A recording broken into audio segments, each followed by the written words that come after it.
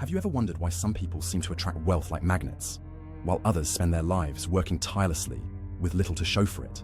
It's not always about intelligence, degrees, or how many hours you work. It's about understanding the invisible force behind money, how it works, how it moves, and more importantly, how we think about it. That's the psychology of money.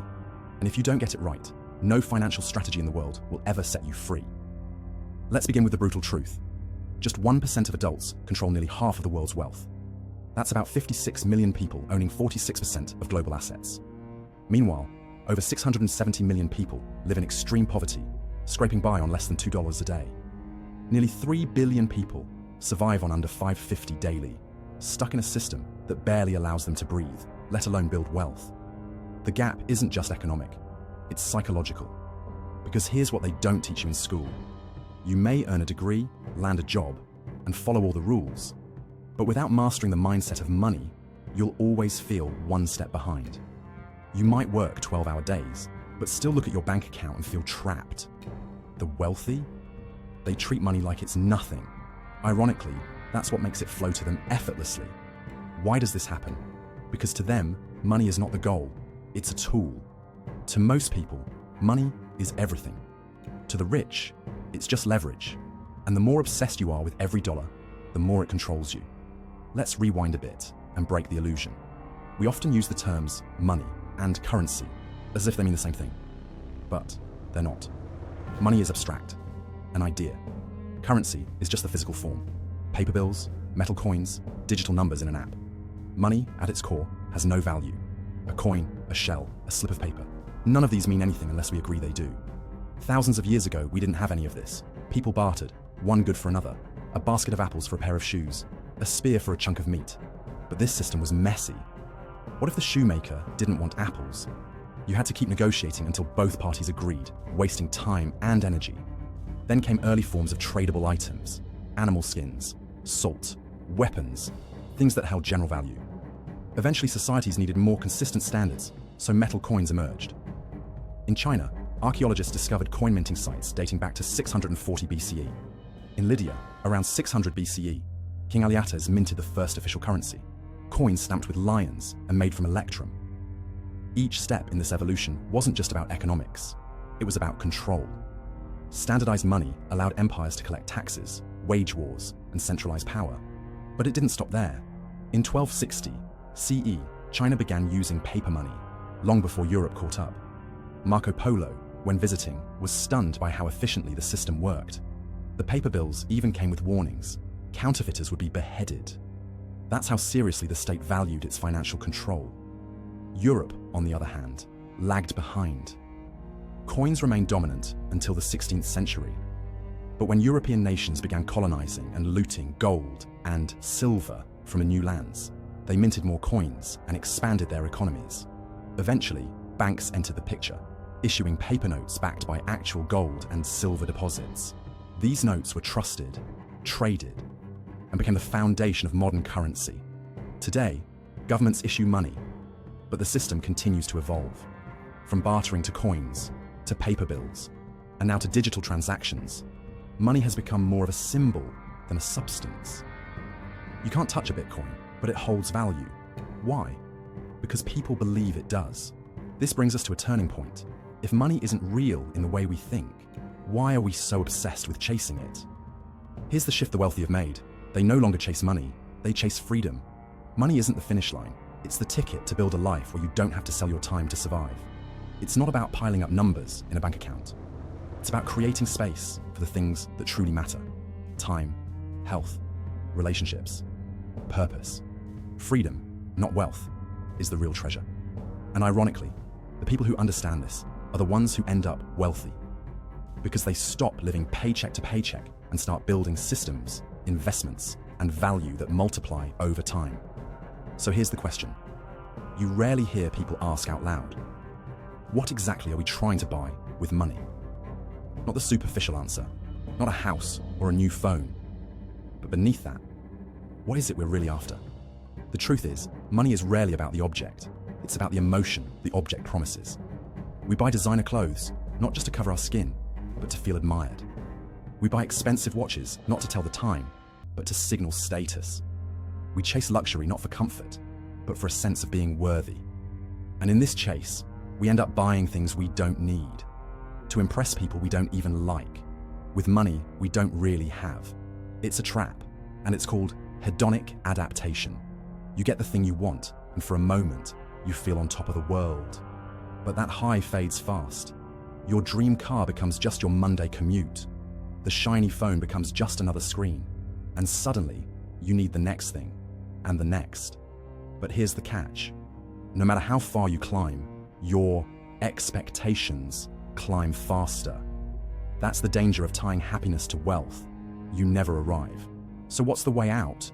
It begins with clarity, understanding the difference between needs and wants, and learning to question your desires before they consume you. Ask yourself, will this purchase actually change how I feel about my life? Or am I buying it to avoid something deeper?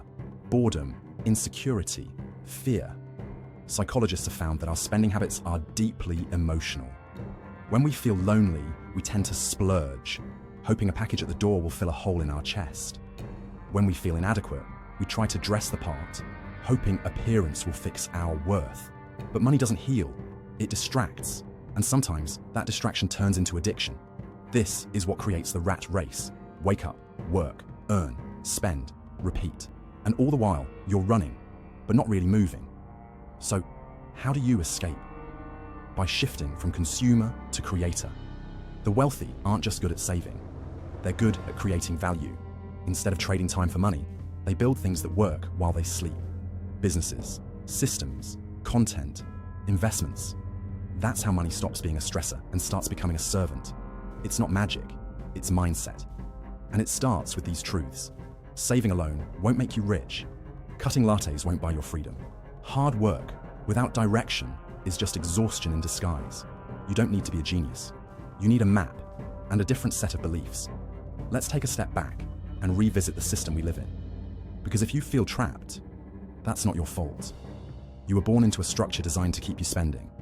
Think about it. From a young age, you were trained to follow rules, get good grades, obey authority, get a job, pay your taxes, buy a home, keep the economy moving. But nobody taught you how the economy actually works. Nobody taught you how debt functions as modern slavery, how inflation eats away your savings like termites in the wall, how passive income is not a fantasy, it's a strategy. Instead, we're fed myths.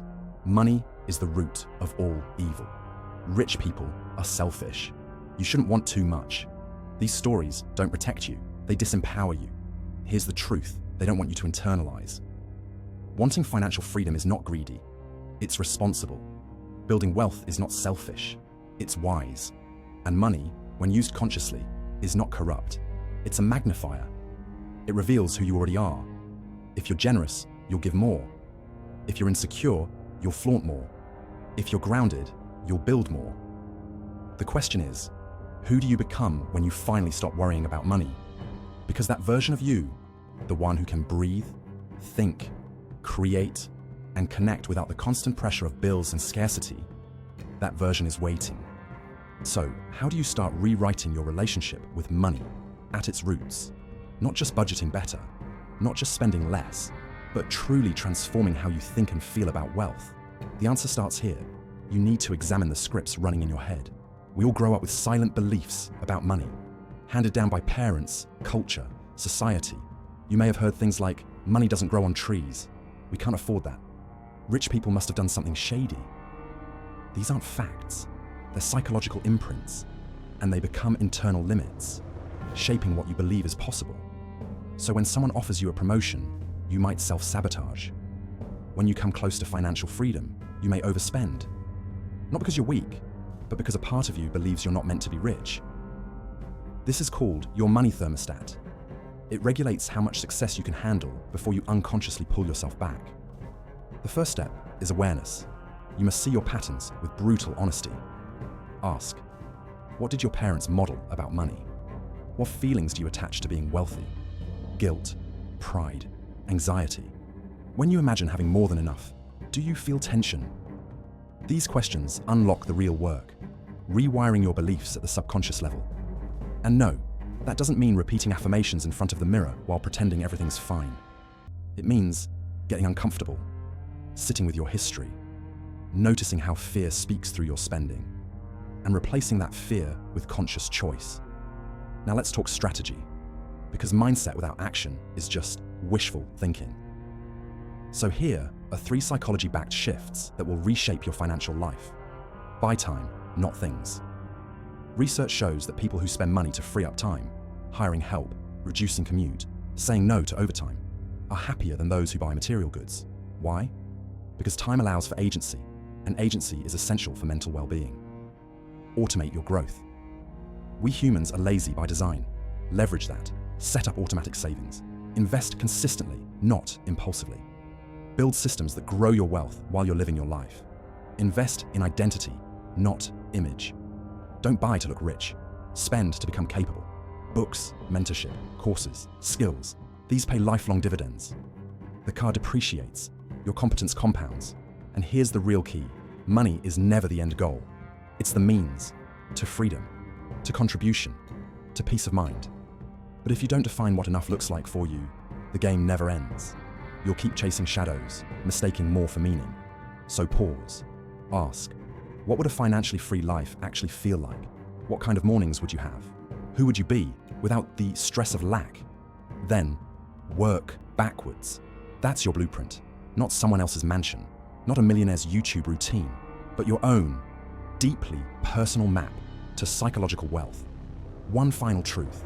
The world doesn't just need more people with money. It needs more people who are conscious with their money. Because conscious earners invest in what matters. They donate, they build, they heal, they stop asking for permission, and start funding change. So don't shrink from wealth. Don't apologize for desiring freedom. Just promise yourself that when you get there, you'll bring others with you. Because the psychology of money isn't about greed. It's about clarity. And clarity is what makes you unstoppable.